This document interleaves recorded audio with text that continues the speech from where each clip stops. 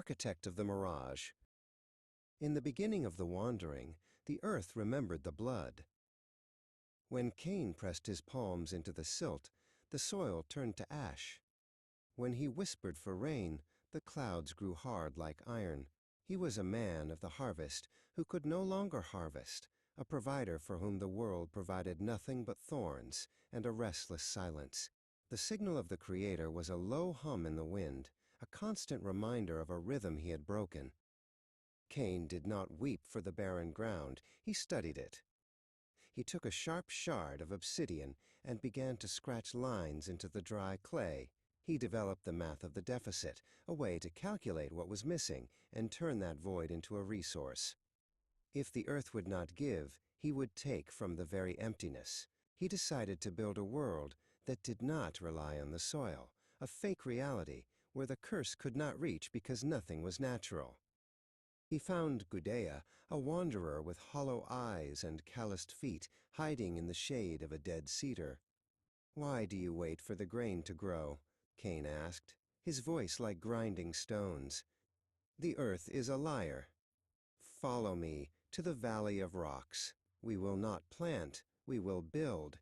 We will make our own sky out of smoke, and our own earth out of brick."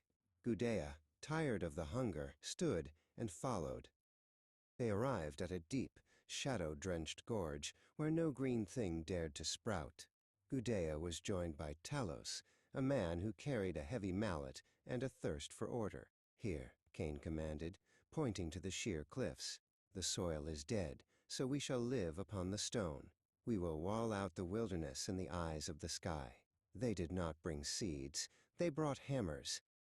Cain taught his young son Enoch how to stack the basalt blocks so tightly that not even the wind could whistle through.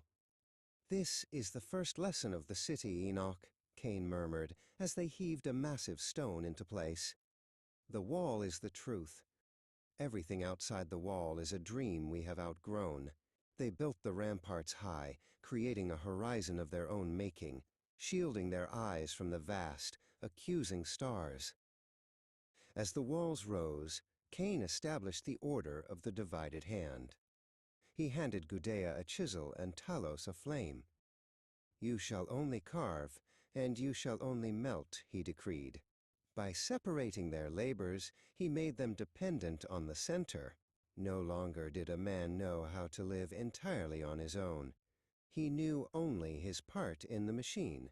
The math of the deficit turned their individual hunger into a collective engine.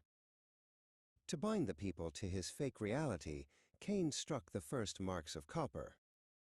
He showed Enoch the glinting discs, each stamped with the sign of the city. "This is not bread, but it buys bread," Cain explained. "It is the weight of what we lack, turned into a promise." By creating currency, Cain ensured that the people's minds were always on the count, always on the profit, and never on the quiet signal of the Creator. The valley began to scream with the sound of progress. Gudea worked at a massive forge, his hammer falling in a rhythmic, deafening beat. The smoke from the bronze smelting pits rose in thick, greasy plumes, veiling the sun in a permanent amber twilight. This was the great distraction. The clanging of metal and the roar of the fires grew so loud that the soft, pulsing signal of the earth was finally drowned out. Cain stood upon the highest battlement of Enoch, looking down at his creation. Below, the people hurried through narrow streets, trading copper marks for bronze blades and woven cloth. They were safe from the cursed earth, trapped within a masterpiece of their own making. Cain smiled, but his eyes were weary. He had built a world where God was not needed, but in doing so, he had built a world that could never rest. Enoch walked through the marketplace, the mark of copper heavy in his pouch. He looked up at the high walls that his father had built and realized he could no longer remember what the open horizon looked like. The noise of the city was his only music. The math of the deficit was his only prayer.